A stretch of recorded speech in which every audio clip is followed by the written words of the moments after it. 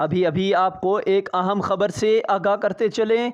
CSS edge and attempt relaxation movement की जानिब से इस्लामाबाद प्रेस क्लब के सामने पुरअमन एहतजाज किया गया, जिसमें इस तहरीक के सदर मोहम्मद इब्रार ख़ान, जनरल सेक्रेटरी सैयद रमीज़ुल हसन और तहरीक के दीगर कायदीन ने शिरकत की। एहतजाज में शरीक मुज़ाहिरीन ने हाथों में प्ले कार्ड उठा रखे थे, जिन पर CSS के इम्तिहानात में हिस्सा लेने वाले उम्मीदवारों की उम्र का इंतखाब 21 साल से कम और 30 साल से बढ़ाकर 33 साल किया जाए और इम्तिहान के मौक़ों को ज़्यादा से ज़्यादा बढ़ाया जाए। एहतजाज में शरीक मुज़ाहिरीन का मज़ीद क्या कहना था, जानते हैं इस रिपोर्ट में। बिस्मिल्लाहिर्रहमानिर्रहीम। मेरा नाम सैयद रमीज़ुल हसन नकवी है और CSS एज और अटैम्प्ट रिलैक्सेशन की जो तहरीक है उसके हवाले से आज हम यहाँ पे इकट्ठे हुए हैं। हमारी जो डिमांड है वो ये है कि CSS में एज को रिलैक्स किया जाए और अटैम्प्ट की भी रिलैक्सेशन दी जाए। अभी जो FPSC का क्राइटेरिया है उसके मुताबिक जो एज है वो 21 से लेके और 30 ईयर्स तक है। हम ये चाह रहे हैं कि इसमें 3 ईयर्स की एक्सटेंशन दी जाए, मिनिमम एज को भी बढ़ाया जाए, मैक्सिमम एज को भी बढ़ाया जाए। इसमें हमारा जो है वो 4 पॉइंट्स एजेंडा है और पॉइंट्स हमारे बड़े क्लियर हैं और वो ये है कि मैक्सिमम पाकिस्तान की जो मिडिल क्लास है उन लोगों के लिए इक्वल अपॉर्चुनिटीज़ अवेलेबल नहीं है जब तक आप इस एज लिमिट के अंदर रहेंगे। यानी 21 ईयर्स की एज तक तो ऐसा होता है कि बहुत से मिडिल क्लास फैमिली के लोग जो हैं वो इस काबिल ही नहीं होते कि वो उनकी डिग्री ही कंप्लीट नहीं होती। अच्छा, दूसरा जो पॉइंट है इसमें वो है FPSC के अपने रूल्स में कॉन्ट्रडिक्शन। ये बड़ी इंपॉर्टेंट बात है जो हमने सेनेट में पिटीशन फाइल की है, इसमें भी हमने ये बताया था कि FPSC ये कहता है कि 21 ईयर्स जो है वो मिनिमम एज है CSS में अप्लाई करने की और क्राइटेरिया जो एजुकेशन का है वो है बैचलर्स। अब अगर आप ये देखें तो पाकिस्तान में मैक्सिमम लोग 16 ईयर्स की एज में मैट्रिक करते हैं, 18 ईयर्स में FSC करते हैं और 22 ईयर्स में वो बैचलर करते हैं। ये कैसे हो सकता है कि 22 साल की उम्र में आप बैचलर्स क्लियर करें और 21 साल आपकी अप्लाई करने की लिमिट है? हम ये कहते हैं कि आप इसको कम से कम इस कॉन्ट्रडिक्शन को रिमूव करें और उस एज को बढ़ाया जाए। तीसरा जो पॉइंट हमने इसमें बताया वो ये है कि अगर आप वेस्टर्न कंट्रीज़ को देखते हैं या रीजनल कंट्रीज़ को देखते हैं तो सब के सब जो हैं वो ये जो कम्पिटिटिव एग्ज़ाम्स हैं इनमें अपने क्राइटेरियाज़ को रिन्यू कर चुके हैं और तमाम का जो क्राइटेरिया है वो 35 ईयर्स है, बाज़ का 45 ईयर्स है। इवन हमारे रीजनल कंट्रीज़ की भी जो सिचुएशन है वो यही है। चौथा जो हमारा पॉइंट है इसमें वो ये है कि जो लेटेस्ट साइकोलॉजिकल रिसर्च आई है उसके मुताबिक एक इंसान का जो माइंड है वो डिसीजन मेकिंग कैपेबिलिटी होती ही नहीं है उसमें 25 ईयर से पहले। यानी 25 साल का बच्चा या बच्ची जो है वो डिसीजन मेकिंग कर सकते हैं, उससे पहले नहीं कर सकते।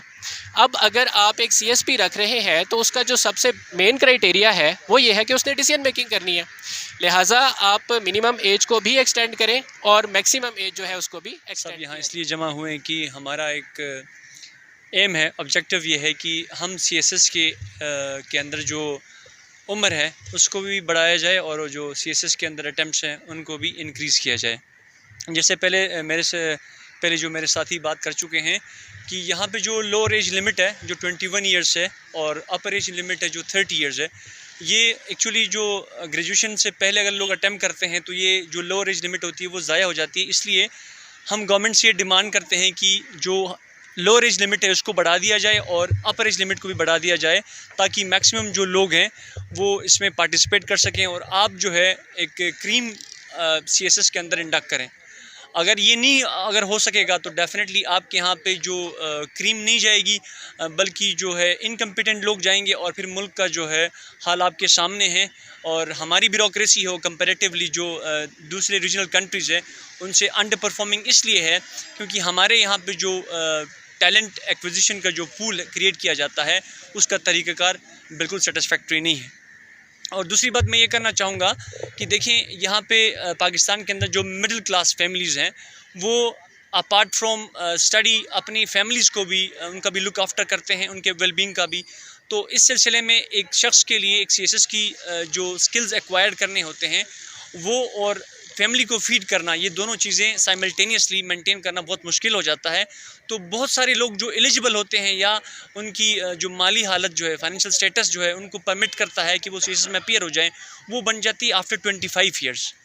तो इस सिलसिले में गवर्नमेंट को इन पॉइंट्स के ऊपर मद्देनज़र रखते हुए जो इन लोगों की डिमांड है हमारी, इस डिमांड को CSS की जो अपर एज लिमिट है वो 30 पे फिक्स्ड है, जो कि टोटली अनजस्टिस है विद अनप्रिविलेज्ड सोसाइटी।